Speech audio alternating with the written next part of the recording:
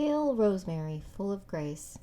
Written by Christina Curtin, August 18th, 2023.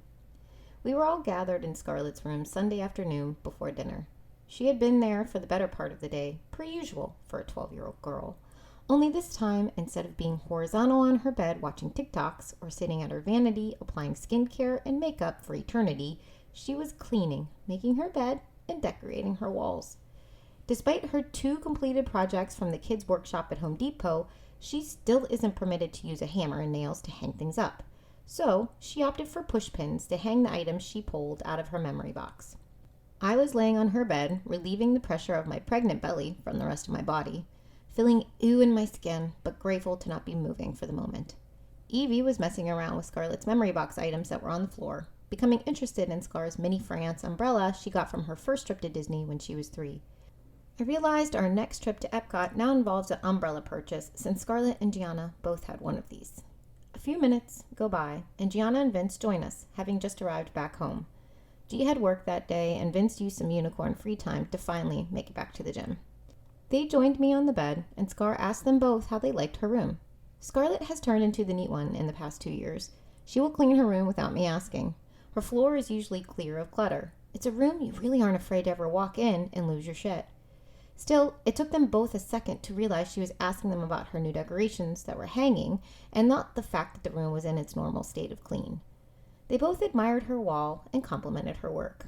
Gianna's eyes, however, lingered for a moment on the 2 sets of rosaries that were draped over the pushpins on the top right, one light pink and one red.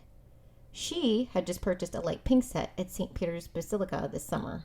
Scarlett, known for taking Gianna's stuff without asking, could have possibly taken Gianna's rosaries as her own and draped them on her wall, hoping to get away with it.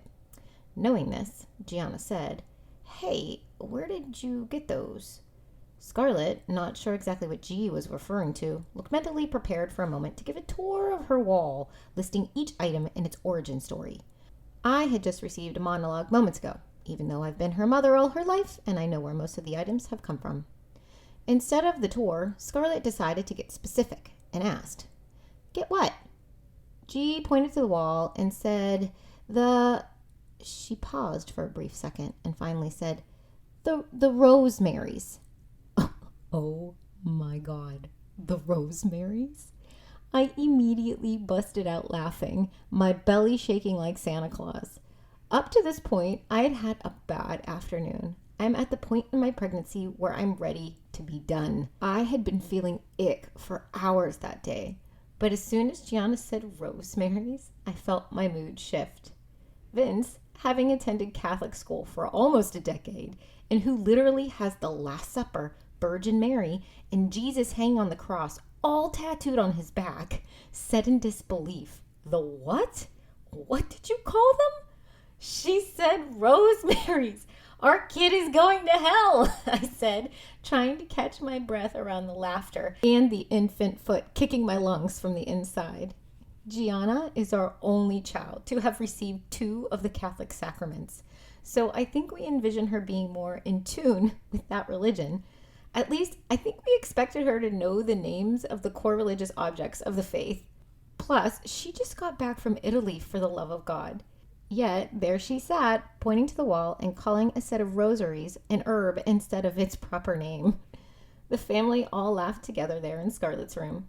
All of us, save for Evie, who was in the middle of the floor, pissed at being ignored, and yelling for someone to take her on the jumpy pit with Scarlett's mini umbrella so she could pretend to be Mary Poppins.